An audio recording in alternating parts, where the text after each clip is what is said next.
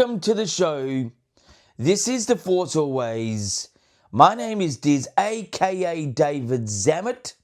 Let's get on with the show with the news, the views, the reviews, and interviews. This one is going to be another special type of episode. It's pretty much Star Wars fan most anticipated movies of 2026. And I mean a Star Wars fan that will be later in the show. That's a Star Wars fan. That's me. Most anticipated movies, so later in the show. But let's get on with the news. All I can tell you, it is super early here. That's why I'm sipping on the old coffee. So the news really stands as my prediction has not come through. Partly, there is extended scenes, only a couple, in the Mandalorian and Grogu trailer that you can see at Avatar and Fire and Ash, the movie. Just a couple more scenes. That's pretty much it. So the actual Mandalorian and Grogu trailer is yet to come out. Look, a brand new one. Look, I won't even predict. But I'm not disappointed, but it is sort of pushing the envelope in time, especially with Star Wars fans. They really want to sort of get a gist of the story. And so that is, probably from now all the way to going back to school. I don't know when, but anyway, that's some news. To more news, well, as I say, no news is good news, and really, deservingly so. Really, Starfighter, the movie, which is coming out in 2027, has pretty much gone into hiatus at the moment. So because it's wrapped filming, they're probably going through all the edits, checking, doing on all their takes, going through what they like and don't like and stuff like that, and thinking of reshoots and stuff like that. So there's going to be a very black spot right now, meaning there will be just nothing for at least the next two weeks to a month. Absolutely zero. There might be a photo coming out of the editing booth or something like this, but that's it. And yeah, so that's pretty much the news for this time around. Let's get into the views. Views is my story idea that I like to express, and that I accept the story for what it says. It's so early in the morning here. My goodness, I'll tell you this. I accept the story for what it is. I accept it, from the canon, or from the start to finish. I do like the extended universe, but I really do concentrate more on the canon. I like the official timeline. That's what I'm into. I like to sort of know what this is the official. It'd be sort of like listening to a demo tape versus the official album. Listening to the demo tape of a particular artist you like is great to hear the version of, but really the final draft is what you get on the album. I prefer to know that is the actual tunes. But anyway, so my story idea this time around is to do with the most anticipated trailer, which Star Wars fans are really looking out forward to, is Mandalorian and Grogu. The next trailer must have dialogue that sort of describes, the rough idea of what they're planning to do officially. There's a whole lot of, speculation online of what and when and how, but until we actually get the actual trailer that gives us a really good feel and tone and idea, we don't actually know. And so my story idea is to have a story idea in the actual trailer or teaser, whatever they're going to do next. I would prefer it to be a complete brand new trailer to really refresh the idea because it's getting a little bit stale, the one we've got, and it didn't go down too well. With myself, I thought it was okay. I just think they really need to sort of pick up the pieces and just sort of say, check this out. And so my story idea really is to have a story idea in the next Mandalorian Grogu trailer or teaser, whatever they're going to do. I'm sure it's a trailer, not a teaser, because the teaser's been done. Anyway, so that's my views for this time around. Let's get into reviews. Reviews is something that is something unique again. I've got a collection of these. This is just one of them. But whilst Star Wars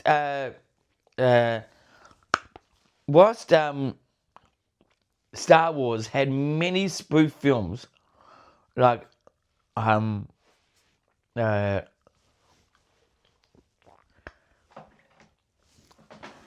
Spaceballs, that was good, which I've reviewed that one before. Spaceballs back in the 80s. What happened was just after Revenge of the Sith, and just around that time, we got a whole lot of, sort of more intellectual type comedy type spoofs. The Family Guy, and one other one that was probably equally as funny, but very, very niche. You got to really get the humor of this particular one. But this is the third installment. Robot Chicken. This was it's a nicely presented DVD. It was a beautiful. I can't even open it. Beautiful sort of feeling type DVD cover. It's got it has a big sort of outlay in there. Let's look at that. Beautiful. So this, I do hold these. I probably have seen this one only a couple of times. It was funny. It is you've got to really get that type of humor from the particular producer, director, writers of this thing, Robot Chicken. It's intense. It's a lot of sort of models with animation and stuff like that. But I highly recommend if you want to really have something different and something funny, but and just entertaining. I'll give this a 7 out of 10. A total 7 out of 10. As a collector's item, this is definitely a 10. But I'm going to say 7 because the type of content that's in it is good, but it is good. That's it. Like, I wasn't overwhelmed. But it was definitely good. 7 out of 10 for Robot Chicken. This is the third installment. I've got the others deep in the collection here. So anyway, that's my review for this time around. Now, let's get into interviews. Interviews usually is, my just questions and comments and stuff like that. We're going to leave that for this time around, as there is none at this stage, because I only did a particular episode maybe 48 hours ago. But I'm going to go through the most anticipated films for myself that is a Star Wars fan. This is a personal and a sort of a Star Wars fan connection. I'm going to go for the most obvious here. This is not in any ranking, but I will give you the most anticipated one, or ones actually, that I really want to see in 2026. Mind you, 2026 is going to be a big year in cinema. There is some big releases, let alone, the small releases which are yet to be really known and advertised for us to know. But these are the main ones we're going to see. The biggest one to really look out for, which is going to be towards the end of the year, and it's had to be honest, a bad teaser trailer run in the last couple of weeks, which is Avengers Doomsday. I think their trailers, by them having them leaked, was a really bad thing. Maybe that was deliberate, I don't know, but the trailers were a bit underwhelming, even though it does set up to be something big. The actual film itself will be the big sort of big part of the meal. We've got the entree, now we're going to have the meal. So I'm not huge on Marvel, but I'm definitely looking forward to seeing what they do, see what happens. Avengers Doomsday is one. The Odyssey by Christopher Nolan. To me, Christopher Nolan's standout film still to this day is The Dark Knight. His other films are good. It has an abstract storytelling realness to it, which I enjoy. But the type of subject that is being told is classic Hollywood. They love going back into the medieval times and having that to be sort of glorified as a film. It's sort of with Gladiators. The trailer's dropped. It's actually a good trailer. I'm looking forward to that. That's going to be another. And these two films here, definitely Avengers is going to rock. I'd say this is an American market. I refer to American market. It's a better way to gauge. But I think Avengers will maybe get a $1.5 billion dollar outcome. Towards the that's the probably world market. I think opening weekend will definitely be the biggest weekend ever. Christopher Nolan's The Odyssey will be a big opening, but yeah, so that's another one to look out for. Hail Mary, which is Ryan Gosling's big film this year, which will set him up for the next year, which is Starfighter. I think the hit or miss with this film, especially with Star Wars fans and just general public, if this does not hit, it's going to put a bit of a spanner in the works again for Star Wars in the lead up for Starfighter. Doesn't mean it's going to be a bad film, Starfighter, but it could a bit of a spanner. I'm a little bit doubtful with this film. I think the trailers are good, but I was not overwhelmed by them. The actual story may be better. I just not really getting the whole mystique with this alien that has already been revealed. But Hail Mary, I'm definitely looking forward to, and to check that one out. Spider-Man, a Brand New Day. That's definitely a billion-dollar film right there. And that's another one to look forward to. I think the last three installments of Spider-Man were consistently really good. I'm more of a Tobey Maguire sort of era of Star Wars, of Spider-Man, and I think that was that was the heyday. But also Tom Holland's ones are fantastic, so he's going to continue the reign in this. We've got Toy Story 5, which will be another, classic. There's also Supergirl. That's actually, I'm surprised. I really am digging that first trailer. It's given such a great tone for myself. That sort of gritty, sort of Guardians of the Galaxy. It's been referred to what it looks like the most. That looks good. Now, the other ones to take note is Masters of the Universe. I reckon this is going to be either a hit or a miss.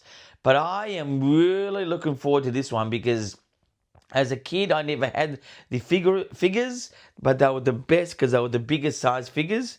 But the whole thing with Masters of the Universe, when I was a kid in the early 80s, so 70s, I'd say, late 70s, early 80s, it was more like. It was just, it was fun, it was great, but they really didn't push it hard enough, which could have had more success out of it in its merchandise. And also, it was a big cartoon thing back in the day. But the images we've got so far, and the actors in this, I think, is phenomenal. I think it's great. And the person who plays Skeletor, and I've forgotten his name, but I think he's the guy that played in Tron. He is just on a forever going bad luck streak, but as a great actor. I think he's the one who's playing Skeletor, which is the evil guy, lead villain. And that to me is a great fit. I like the actor. I'm just wishing that if this is going to be a success for him. So that's one to look out for. Other films to look out for is... there's an unusual one that I've just been sort of a light of day is this very indie looking film. It's called Digger, by with Tom Cruise as the lead, and the director or the director or the writer is really up there, but I can't remember the actual name. But Digger is going to be a surprise, one more of an independent sort of surprise.